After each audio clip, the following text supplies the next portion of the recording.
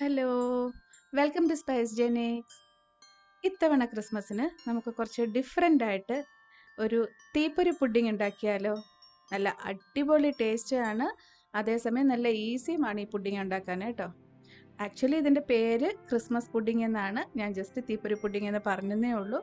നല്ല ടേസ്റ്റി ആയിട്ടുള്ള ഈ പുഡിംഗ് എങ്ങനെയാണ് ഉണ്ടാക്കുന്നതെന്ന് നോക്കാം നമുക്ക് ആദ്യം കുറച്ച് കാരമൽ സിറപ്പ് ഉണ്ടാക്കണം. അതിന് വേണ്ടിയിട്ട് ചൂട് കട്ടിയുള്ള ഒരു പാത്രം അടുപ്പിൽ വെച്ചിട്ട് നമുക്കതിലേക്ക് 3 ടേബിൾ സ്പൂൺ പഞ്ചസാര ഇട്ട് കൊടുക്കാം. ഇത് സ്പൂണൊന്നും വെച്ച് ഇളക്കാതെ ഒരു മീഡിയം ഫ്ലെയിമിലിട്ടിട്ട് നമുക്കിതൊന്ന് കാരമലൈസ് ചെയ്തെടുക്കാം. അതായത് സൈഡെല്ലാം ഒന്ന് മെൽറ്റായി ഒന്ന് അലിഞ്ഞ് കളറൊന്ന് ചേഞ്ചായി തുടങ്ങുന്നത് വരെ ഇളക്കേണ്ട ആവശ്യമൊന്നുമില്ല കേട്ടോ. ഇനി നമുക്ക് ഒരു സ്പൂൺ വെച്ചിട്ട് ഇതൊന്ന് ഇളക്കി കൊടുക്കാം. ഇടയ്ക്കിടയ്ക്ക് ഒന്ന് ഇളക്കി കൊടുത്താൽ മതി, എപ്പോഴും ഇളക്കേണ്ട ആവശ്യമില്ല. ഇപ്പോൾ ഇതൊരു നല്ല ഒരു ഗോൾഡൻ ബ്രൗൺ കളറായിട്ടുണ്ട്. അങ്ങ് കരിഞ്ഞു പോകാൻ പാടില്ല, കരിഞ്ഞു കഴിഞ്ഞാൽ ഇതിന് കൈപ്രസം വരും കേട്ടോ. ഈ ഒരു കളർ ആകുമ്പോഴത്തേക്കും നമുക്കിതിലേക്ക് 5 ടേബിൾ സ്പൂൺ ചൂടുവെള്ളം ഒഴിച്ചു കൊടുക്കണം. തണുത്ത വെള്ളം ഒഴിക്കാൻ പാടില്ല, തണുത്ത വെള്ളം ഒഴിച്ചാൽ അവിടെ എല്ലാം പൊട്ടിത്തെറിച്ച് നമ്മുടെ മേത്തൊക്കെ വീഴും. അതുകൊണ്ട് ചൂടുവെള്ളം കുറേശ്ശെ ആയിട്ട് വേണം ഒഴിച്ചു കൊടുക്കാൻ കേട്ടോ. ഈ വെള്ളം ഒഴിക്കുമ്പോൾ അത് നമ്മൾ ഫ്ലെയിം ഓഫ് ചെയ്തിട്ട് ഒഴിച്ചു കൊടുക്കണം. അപ്പോൾ കുറച്ച് കട്ട കെട്ടിയതുപോലെ ഇരിക്കും. അത് നമുക്ക് പിന്നെയും ഫ്ലെയിം ഓൺ ആക്കിയിട്ട് ഒന്നും കൂടി തിളപ്പിക്കുമ്പോൾ അതെല്ലാം അലിഞ്ഞോളും.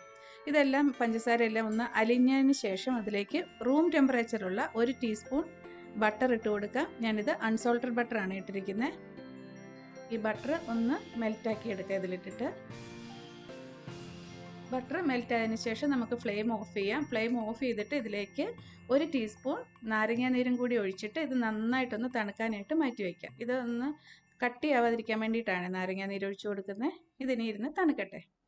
ഇനി നമുക്ക് മിക്സിയുടെ ജാറിലേക്ക് 1 കഷ്ണം പട്ട, 3 ഗ്രാമ്പു, 1 ഏലക്ക, ഒരു ചെറിയ കഷ്ണം ജാതിക്ക ഇത്ര ഇട്ടിട്ട് അതിൻ്റെ കൂടെ 1 ടേബിൾ സ്പൂൺ പഞ്ചസാര ഇട്ടിട്ട് ഇതേപോലെ ഫൈൻ പൗഡറായിട്ട് പൊടിച്ച് മാറ്റി വയ്ക്കാം. ഇനി വലിയൊരു ബൗളെടുത്ത് അതിലേക്ക് 1/3 cup dried cranberries, 1/2 cup black raisins, 1/4 cup golden raisins, 1/4 cup tutti frutti, പിന്നെ 1/4 കപ്പ് ഡ്രൈഡ് കിവി ചോപ്പ് ചെയ്തത്, 1/4 കപ്പ് ഡ്രൈഡ് പൈനാപ്പിൾ ചോപ്പ് ചെയ്തത്, പിന്നെ 1/4 കപ്പ് ഡ്രൈഡ് സ്ട്രോബെറി ചോപ്പ് ചെയ്തത്, 1/4 കപ്പ് ഗ്ലേസ്ഡ് ചെറി ചോപ്പ് ചെയ്തത്, ഒരു 1/3 കപ്പ് ഡേറ്റ്സ് അതിൻ്റെ കുരു കളഞ്ഞിട്ട് ചെറിയ പീസായിട്ട് കട്ട് ചെയ്തത്, പിന്നെ അതിൻ്റെ കൂടെ 1/3 cup crushed cashew nuts, 1/3 cup crushed almonds, പിന്നെ 1 ടേബിൾ സ്പൂൺ ഓറഞ്ച് സിസ്റ്റ്, അതായത് ഓറഞ്ചിൻ്റെ തൊലി ആ വൈറ്റ് പോർഷൻ ഇല്ലാതെ ഒന്ന് ഗ്രേറ്റ് ചെയ്തോ അല്ലെ ചെറിയ പീസായിട്ട് കട്ട് ചെയ്തോ ഇട്ട് കൊടുക്കാം. പിന്നെ 1/4 cup orange juice, 1/2 cup alcohol ചേർത്ത് കൊടുക്കാം. ബ്രാൻഡി, വിസ്കി, റം ഏത് വേണമെങ്കിലും ചേർക്കാം. ഞാൻ റമ്മാണ് ചേർത്തിരിക്കുന്നത്. നിങ്ങൾക്ക് ഇഷ്ടമുള്ള ഏത് വേണമെങ്കിലും ചേർത്ത് കൊടുക്കാം. പിന്നെ ഇത് ഓപ്ഷണലാണ്, അതിന് പകരം 1/2 കപ്പ് ആപ്പിൾ ജ്യൂസ് ചേർത്താലും മതി. പിന്നെ നമ്മൾ നേരത്തെ തണുപ്പിച്ച് വെച്ചിരുന്ന കാരമൽ സിറപ്പും പൊടിച്ച് വെച്ചിരുന്ന സ്പൈസ് പൗഡറും ചേർത്തിട്ട് നന്നായിട്ട് മിക്സ് ചെയ്ത് കൊടുക്കാം. പിന്നെ ഇതിൽ ചേർക്കുന്ന ഡ്രൈ ഫ്രൂട്ട്സ് നിങ്ങൾക്ക് അവൈലബിൾ ആയിട്ടുള്ള എന്ത് വേണമെങ്കിലും ചേർത്ത് കൊടുക്കാം. ഇത് തന്നെ ചേർക്കണമെന്നില്ല കേട്ടോ. ഇതിൻ്റെ കൂടെ 1/2 കപ്പ് ബ്രൗൺ ഷുഗർ ചേർത്ത് കൊടുക്കുന്നുണ്ട്. ഇല്ലെങ്കിൽ 1/2 കപ്പ് വൈറ്റ് ഷുഗർ ചേർത്താലും മതി. ബ്രൗൺ ഷുഗർ ചേർക്കുന്നതാണ് കുറച്ചും കൂടെ നല്ലത് കേട്ടോ. ഇനി ഒരു 1/2 കപ്പ് സോഫ്റ്റ് ആൻഡ് ബട്ടർ ഇതിലേക്ക് ചേർക്കാം. അതിൻ്റെ കൂടെ 1 ടീസ്പൂൺ ഡ്രൈ ജിഞ്ചർ പൗഡർ, അതായത് ചുക്കുപൊടിയും കൂടെ ചേർത്തിട്ട് റൂം ടെമ്പറേച്ചറിലുള്ള 2 മുട്ടകൾ സ്പൂൺ വെച്ച് ജസ്റ്റ് ഒന്ന് ബീറ്റ് ചെയ്തിട്ട് അതിലേക്ക് ചേർത്ത് കൊടുക്കാം. പിന്നെ ഇതിലേക്ക് 1/2 കപ്പ് ഓൾ പർപ്പസ് ഫ്ലോർ അല്ലെങ്കിൽ മൈദ ചേർത്ത് കൊടുക്കാം. പിന്നെ 2 കപ്പ് വൈറ്റ് ബ്രെഡ് ക്രംസ് ചേർത്ത് കൊടുക്കാം. വൈറ്റ് ബ്രെഡ് ക്രംസ് ആണ് ഇതിന് നല്ലത് കേട്ടോ. 2 കപ്പ് വൈറ്റ് ബ്രെഡ് ക്രംസ് എന്ന് പറയുമ്പോൾ ഒരു 4 പീസ് ബ്രെഡ് മിക്സിയിലിട്ട് ജസ്റ്റ് ഒന്ന് ക്രഷ് ചെയ്താൽ മതി. ഇനി ഇതെല്ലാം കൂടി നല്ലതായിട്ടൊന്ന് മിക്സ് ചെയ്യാം. കൈ വെച്ച് മിക്സ് ചെയ്ത് കൊടുത്താലും മതി കേട്ടോ. ഞാനിപ്പോൾ സ്പൂൺ വെച്ചാണ് മിക്സ് ചെയ്യുന്നത്. അതിൻ്റെ കൺസിസ്റ്റൻസി ഒരു സ്റ്റിക്കി കൺസിസ്റ്റൻസി ആയിരിക്കും. കണ്ടില്ലേ, ഇതേപോലെ ഇരിക്കും. അപ്പം നമ്മുടെ പുഡിങ്ങിൻ്റെ ബാറ്റർ ഇവിടെ റെഡി ആയിട്ടുണ്ട്. ഇതെല്ലാം കൂടി ജസ്റ്റ് ഒന്ന് മിക്സ് ചെയ്താൽ മതി, വലിയ ജോലി ഒന്നുമില്ല. ഇത്രയേ ഉള്ളൂ. നമ്മുടെ പുഡിങ്ങിൻ്റെ മിക്സ് റെഡി ആയിട്ടുണ്ട്. ഇനിയിപ്പോൾ ഞാൻ പുഡിങ് ഉണ്ടാക്കാനായിട്ട് ഒരു ബൗൾ എടുത്തിട്ടുണ്ട്. പുഡിങ് മോൾഡോ അല്ലെങ്കിൽ ഇതേപോലെ ഈ ഷേപ്പിലുള്ള ഗ്ലാസ് ബൗളോ, സ്റ്റീം ചെയ്യാൻ പറ്റുന്ന ഏത് പാത്രം വേണമെങ്കിലും വെക്കാം. സ്റ്റീലോ അലുമിനിയോ എന്ത് വേണമെങ്കിലും വെക്കാം. ഇനി ഇതിലേക്ക് നന്നായിട്ട് കുറച്ച് ബട്ടർ ചേർത്ത് കൊടുക്കണം. ഇത് അൺസോൾട്ടഡ് ബട്ടറാണ് തേച്ച് കൊടുക്കുന്നത്. അതായത് നന്നായിട്ട് കുറച്ച് കൂടുതൽ തേച്ച് കൊടുക്കണം. ഇല്ലെങ്കിൽ നമ്മുടെ ഈ പുഡിങ് സ്റ്റീം ചെയ്യുമ്പോൾ ഇതിലേക്ക് ഒട്ടിപ്പിടിച്ചിട്ട് ഇത് ഇളകാതിരിക്കുക. അതുകൊണ്ടാണ് കുറേ ബട്ടർ ചേർത്ത് കൊടുക്കുന്നത്. ഇനി ഞാൻ അടിയിൽ ഒരു ചെറിയ പീസ് ബട്ടർ പേപ്പറും കൂടി കട്ട് ചെയ്ത് വെക്കുന്നുണ്ട്, കുറച്ചും കൂടി ഈസി ആയിട്ട് ഇളകി വരാനായിട്ട്. ഇനി നമുക്ക് ആ പ്രിപ്പയർ ചെയ്ത പുഡിംഗ് മിക്സ് ഇതിലേക്ക് ഇട്ട് കൊടുക്കാം. അതിലേക്ക് ഇട്ടിട്ട് സ്പൂൺ വെച്ചിട്ട് ഒന്ന് പ്രസ് ചെയ്തിട്ട് നന്നായിട്ടൊന്ന് മുകൾ വശം ഒന്ന് ലെവൽ ചെയ്ത് കൊടുക്കാം. ഇത് നമ്മൾ കേക്കിൻ്റെ കൂട്ട് പൊങ്ങിയൊന്നും പോവില്ല കേട്ടോ, ജസ്റ്റ് ഇതേപോലെ തന്നെ ഇരിക്കുകയുള്ളൂ, പൊങ്ങിയൊന്നും വരില്ല. അപ്പോൾ അതുകൊണ്ട് നന്നായിട്ടൊന്ന് പ്രസ് ചെയ്തിട്ട് ലെവൽ ചെയ്ത് കൊടുക്കാം.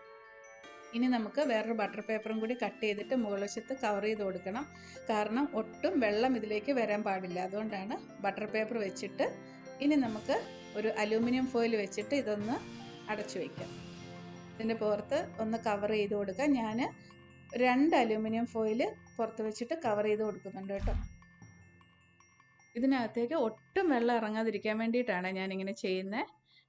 പിന്നെ നമുക്കൊരു കട്ടിയുള്ള നൂല് വെച്ചിട്ട് ഇത് നന്നായിട്ടൊന്ന് കെട്ടിക്കൊടുക്കണം. ഒരു സൈഡ് കെട്ടിയിട്ട് അതൊന്ന് ചുറ്റിയിട്ട് മറ്റേ സൈഡും കൂടി കെട്ടണം. ഒരു കാരണവശാലും ഇത് തുറന്നു പോകാൻ പാടില്ല, അതുകൊണ്ടാണ്.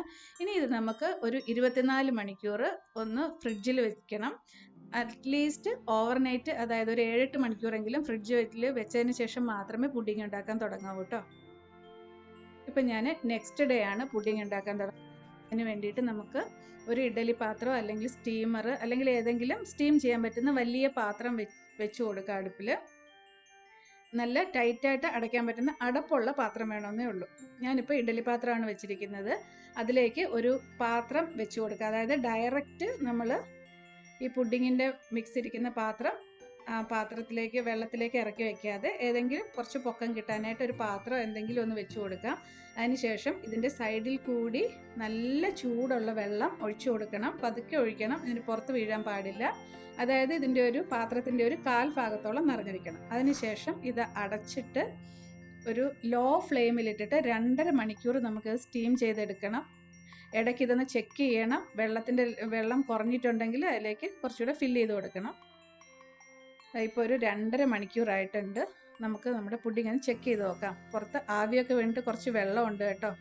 ഇത് നമുക്ക് ഒരു സ്ക്യൂറോ എന്തെങ്കിലും വെച്ചിട്ട് ഇതാ കുത്തി നോക്കുമ്പോൾ അത് ക്ലീൻ ആയിട്ട് വരണം. ഞാനിപ്പം അതൊന്ന് കുത്തിയിട്ട് വെള്ളം കളയാതെ കുത്തിയിട്ട് കുറച്ച് വെള്ളം ഉള്ളിലേക്ക് വീണായിരുന്നു കേട്ടോ. അതുകൊണ്ട് അത് ശ്രദ്ധിക്കണേ, വെള്ളം തുടച്ച് കളഞ്ഞിട്ട് കുത്തി നോക്കാവും.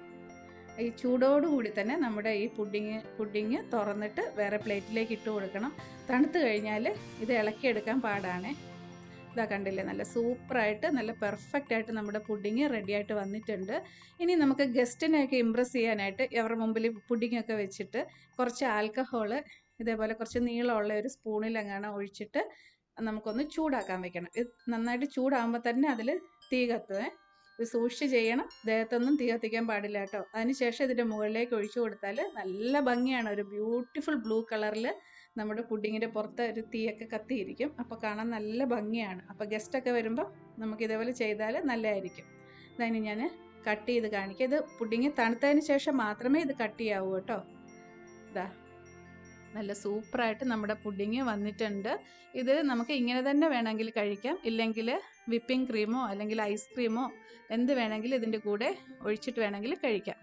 ഇതേപോലെ തന്നെ കഴിച്ചാൽ നല്ല ടേസ്റ്റാണ്. നമ്മുടെ പ്ലം കേക്കിൻ്റെ ടേസ്റ്റ്, പ്ലം കേക്കിൻ്റെ അല്ല അതിനെക്കാട്ടിലും നല്ല ടേസ്റ്റാണ് കേട്ടോ ഇതിന്.